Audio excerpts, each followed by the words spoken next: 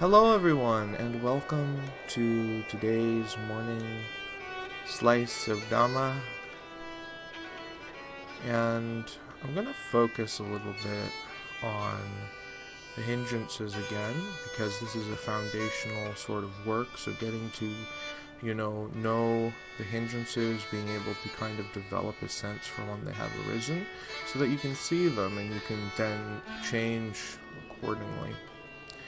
So I'm going to run through the hindrances really quick. We have sensual desire, we have ill will, we have sloth and torpor, we have restlessness and remorse, and we have doubt. And so these are the 5 hindrances, and pretty much they are what impedes us from having a good time right here and now. So we can get into a wholesome state of mind, which is quite marvelous. And I find it helpful to not necessarily look for the positive traits, but to look for what is lacking there. So it's a lack of wanting anything. Again, sensual desire. In that moment, you are satisfied. This is enough. Coming back to that. So that's how we practice.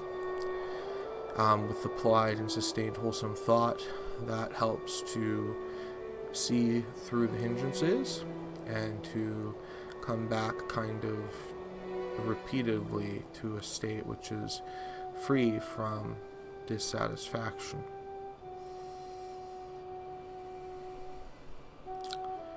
And of course, being able to see ill will when it has arisen is also helpful, as ill will is kind of the flip side of sensual desire, of an unwise desire.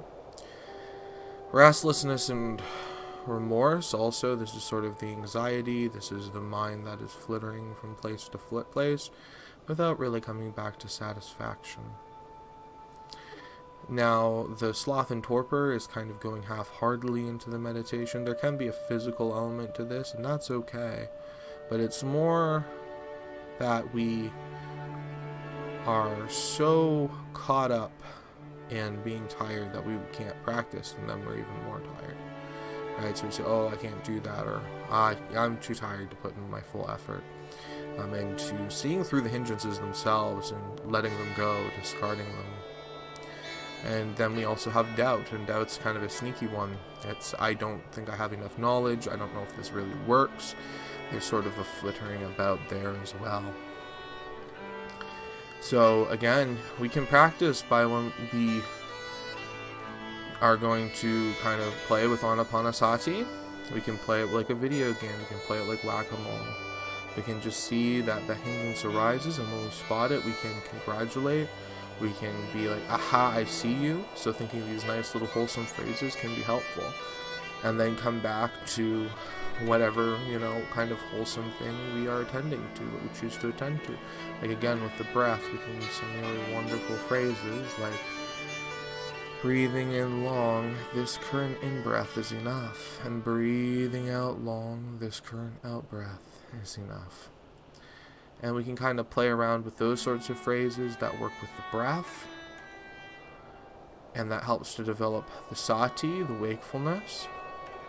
And we can also, whenever a hindrance arises, really do that thing to spot it, to see it, and we can have those little spotter kind of phrases that can be helpful too, to fill up the mind with wholesome thoughts.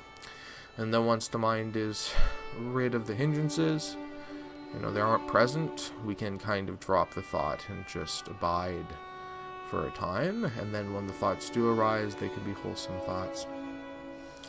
And it's okay to stay within that first wholesome state of mind where there is applied and sustained thought too. So don't be afraid of that. That's a very helpful skill to cultivate. One wholesome thought after another.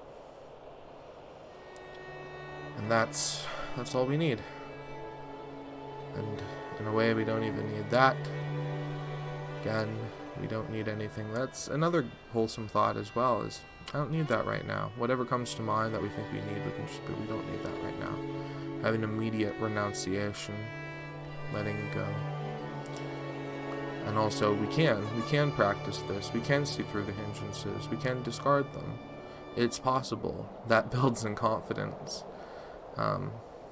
as well. And it all comes back to, sati viewing effort, or mindfulness viewing effort, or remembrance viewing effort, running around in circles. They run around in circles, and then we arrive at wholesome attitude.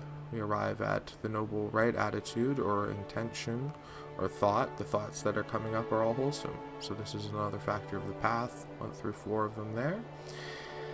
And then we start talking in a way that is kind and smooth from this place. We start talking or acting in a way which, it mimics our mental state. It's, kind.